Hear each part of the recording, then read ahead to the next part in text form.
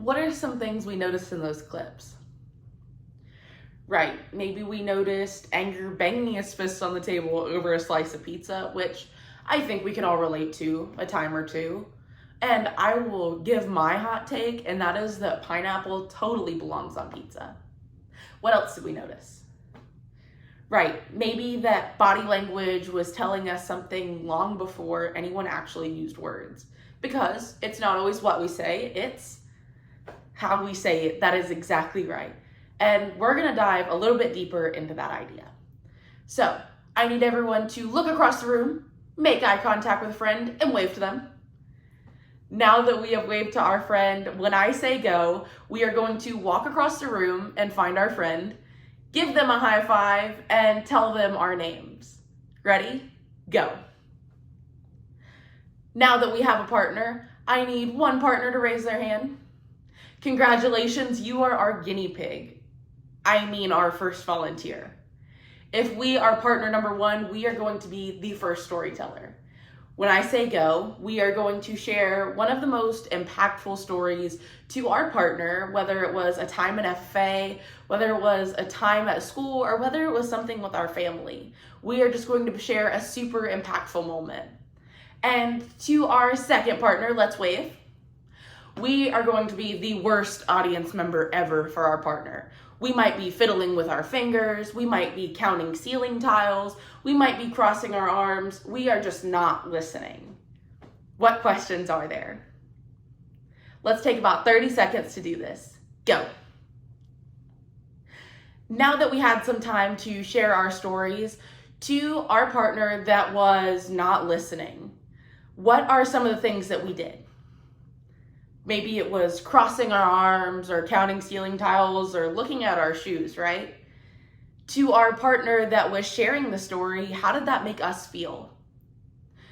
Right, maybe it felt like they weren't listening. Maybe it felt like our story wasn't important enough. Or maybe it just felt really disheartening, right? So now, let's switch the roles. If we were the storyteller last time, we get to be the best audience member ever this time. We are making eye contact, we are listening to our friends, and we are being engaging. To our partner that was listening last time, we get to share our impactful story. What questions are there? Go. Now that we had some time to reverse the roles a little bit, what are some things that we did as listeners this time? Right, maybe we were making eye contact and being engaging, whether it might have been nodding our head along with the story or even smiling at our partner.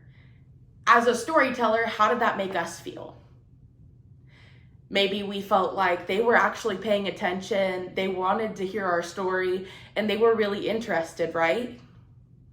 So as FFA members, how can we use body language to ensure that those around us feel seen and heard when we're interacting with others?